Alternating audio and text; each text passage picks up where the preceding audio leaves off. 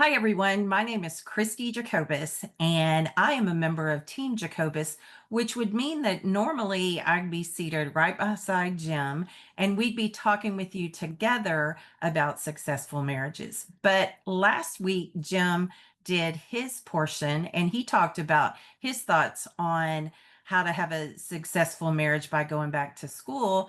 And tonight in the Back to School series, it is my opportunity to talk with you about successful marriages as you go back to school in the classroom of marriage. My name is Christy. I'm a licensed professional counselor and I'm also a registered nurse.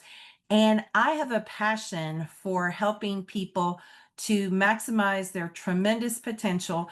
And in regards to marriage, I want them to do it as a part of a team so they can experience everything they hoped for when they said I do.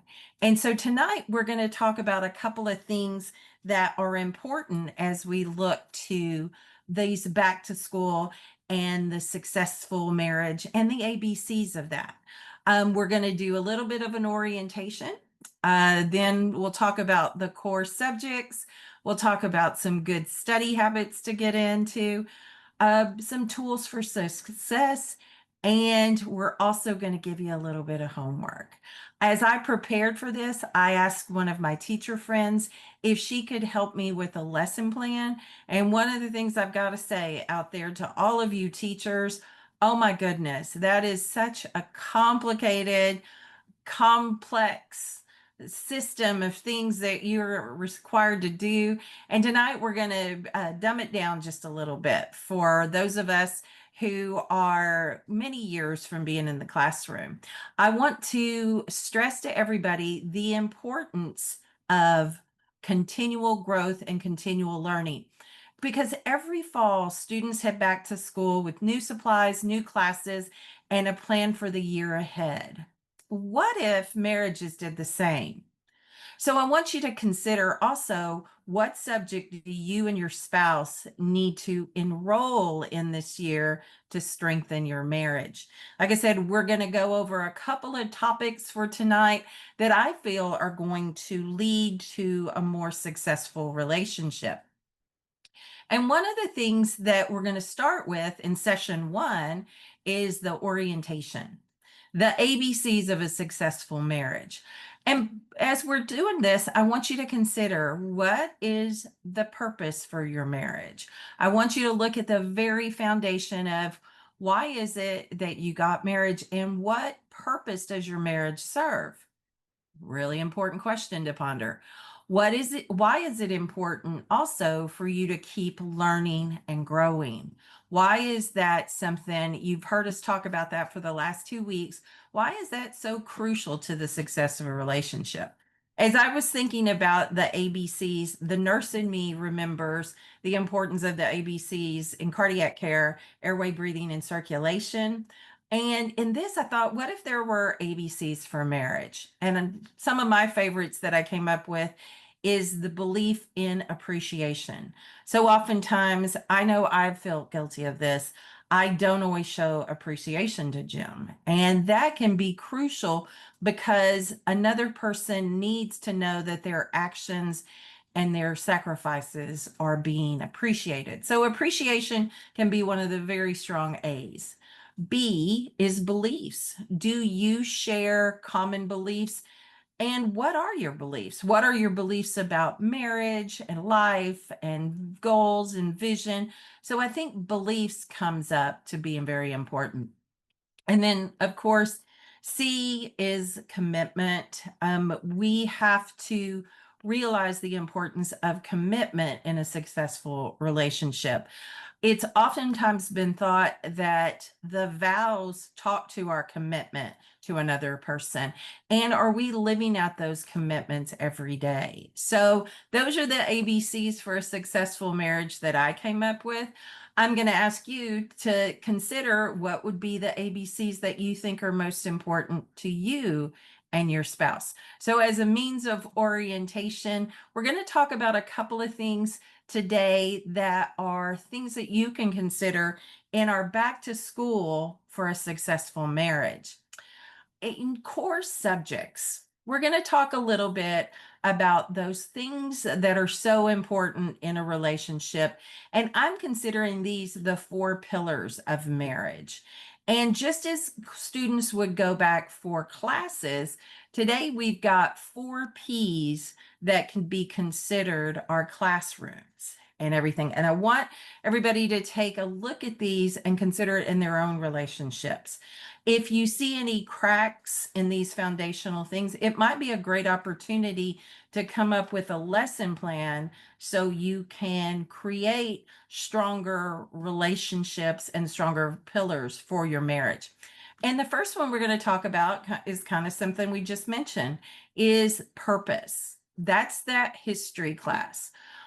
Understand why was marriage created, and also your story, your history. We can't always go back and change the past, but we can learn from it and we can grow from it and realize that every day you're writing the story of us.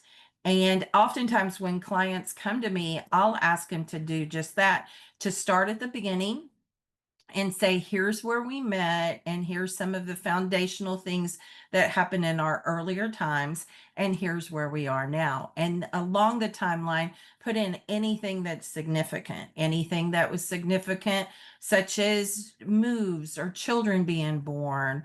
It can be positive, and a lot of times it can be negative, especially when people are coming to counseling. I want to see those things that caused any challenges within the relationship. But I'm going to suggest that your purpose is tied to that writing of your story. How do you want the story to be written? And how can you write it in such a way that it will leave a legacy and it will be a bestseller? Next, in our math class, my least favorite subject is math.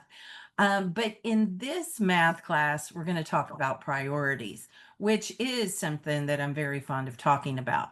And math in this case talks to getting the order right. God first, then your spouse, and then everybody else. Those on your team or those in your core group are certainly going to be important, but we always want to make sure that our priorities are in alignment.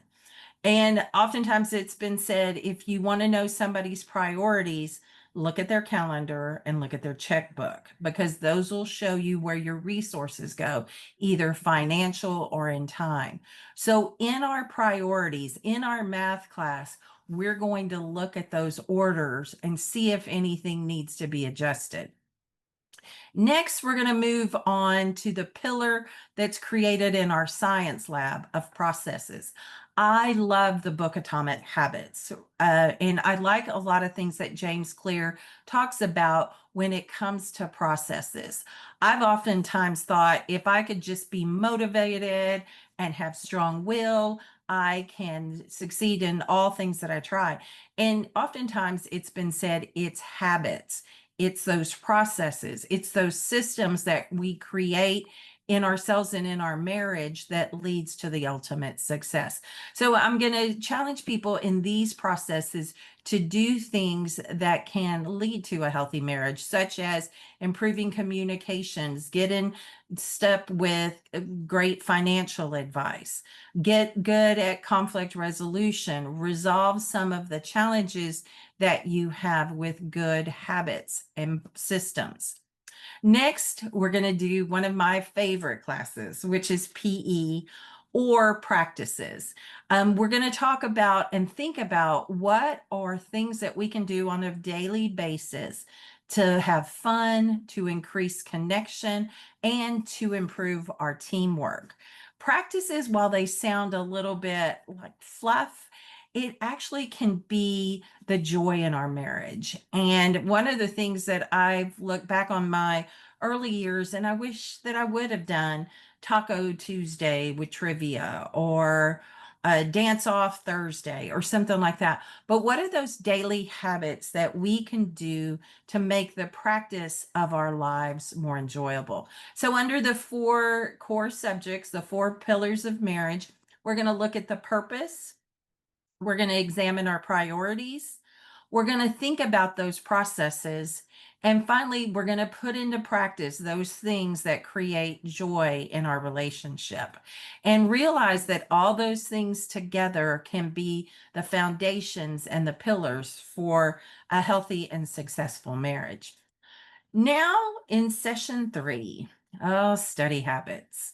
Study habits are those things that we do. So, things that are concepts go into more of our learned responses. And these are the processes for growth. And while the other session two was about 4 P's, session three is about 4 D's. Not in the grade, but in some things that you can remember. From the standpoint of the processes for growth and these study habits, I'm going to encourage everybody to dream together. Oftentimes, we'll think about our future goals, our vision, our homework assignments that are creating bucket list. And oftentimes, when we say bucket list and dreaming together, it might be travel or it might be things that we want to accomplish. But another thing that's important about dreaming together is the legacy we're going to leave. What do we want ourselves? What do we want to be known for? What is it that matters to us in the long term? So, dreaming together can be the fun, it can be the goals that sound like travel and getting to do neat experiences, but also it can be the vision for what we want our lives to be about. Next, under a good process for growth, we want to define those goals. We don't want to just say, I'm going to see all 50 states before I'm 50. It really needs to be a roadmap for how we're going to get that done. As I said earlier, lesson plans can be a great structure so we can accomplish some of those goals around finances, those goals around parenting, around intimacy, to define those goals, to write those down and those be the roadmap that we're going to take can be very important in our process for growth. So I'm going to challenge you, if you don't have your goals as a marriage written down, now's a good opportunity for you to look at that and really sink some thought into that. The next thing that's our process for growth and our study habit is to develop rhythms. As I said earlier, one of the things that processes helps us to do is to have daily and weekly commitments. I read something the other day that somebody suggested you learn to become obsessed over your partner. You learn to develop the skills and the opportunities to really invest in and pour into your partner. What would your marriage look like if that was what you did? And that can be things like daily prayer, it can be date nights, it can be checked in, it can be simply the opportunity or the commitment that says, I'm going to make you feel like I'm concerned about all aspects of your life. And I know that can be difficult. We're busy, we've got a lot of stuff going on, and we just sometimes forget to develop those rhythms that help us when things get so busy. So I'm going to suggest that developing rhythms means we put habits into place that reinvest in our relationship. And then finally, under our process for growth, our study habits, we're going to make daily choices. And oftentimes we think it's the big moments in our lives, like when I was telling you the story of us, those significant things. But a lot of times those opportunities exist in the small stuff, showing up in the little things, really feeling like you are journeying through and being a witness to someone else's life. And so those daily choices are in small things. I choose you. I choose you over all other possibilities. And those daily choices to say, I want to become the best version of myself. And I want to help you find your opportunities and maximize your potential. So those daily quizzes can be crucial to the experience that you have in partnership. So remember, dream together, define your goals, develop your rhythm, and daily choose your marriage, daily choose your partner, and see how that will help with your process for growth. The next thing we're going to talk about on our journey is the supplies we'll need. What are we going to need in our toolkit? I oftentimes tell my client I want them to have an emotional first aid kit. You've probably heard of a first aid kit that has things like band-aids and alcohol and different things like that that you could use if you had a physical emergency. An emotional first aid kit would be the things that you would want to have readily available if you were struggling in other ways. So for these supplies, though, for our school supplies, rather than pen and paper, what I've said is here's going to be some school supplies that I think you're going to want on this journey. And first, we have done lots of podcasts over communication, but I would be remiss if I did not include this because this is so important in marriage, and that's communication tools. Things like being able to ask for what you want, feel, and need. This could feel like speech class, where you learn to present in a way that the other person understands what you're trying to communicate. In asking for what you want, make sure you use I statements and ask for that what you want, feel, and need. Just because you ask doesn't mean you always get it, but if you don't ask, the other person can't read your mind. Another crucial step in communication is active listening. And by that, we want the other person to feel heard and appreciated. And so active listening is crucial in communication skills. The next thing is the journey's going to be filled with bumps along the way. So we want to be able to resolve conflict. And sometimes resolving conflict is just an opportunity to learn to solve problems because problems will come our way. And the better we can get at solving problems, not just in our marriage, but in other relationships, the more success we will have in those relationships more often than not. So create your own rules of engagement. When emotions are high, what is it that you want to make sure you do or you don't do so that the real goal is to resolve conflict and not to win or not to make the other person feel like they're not less than. So conflict resolution and rules of engagement can be those rules that you decide when you're in the midst of trying to solve a problem.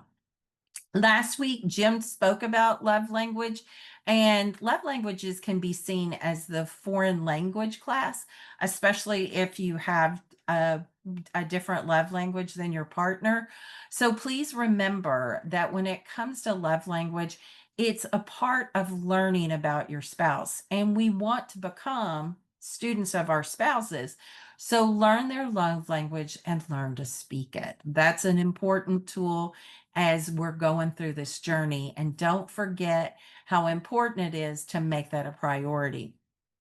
Now, one of the things that can be important as we're going back and a tool for the journey is the experience of others. And marriage mentors and community can help along the way when you get in a difficult situation. So I'm going to encourage everybody as part of their school supplies, know who they can surround themselves with that will uplift their marriage, that will encourage them as a married couple to do the right thing, to stay on course.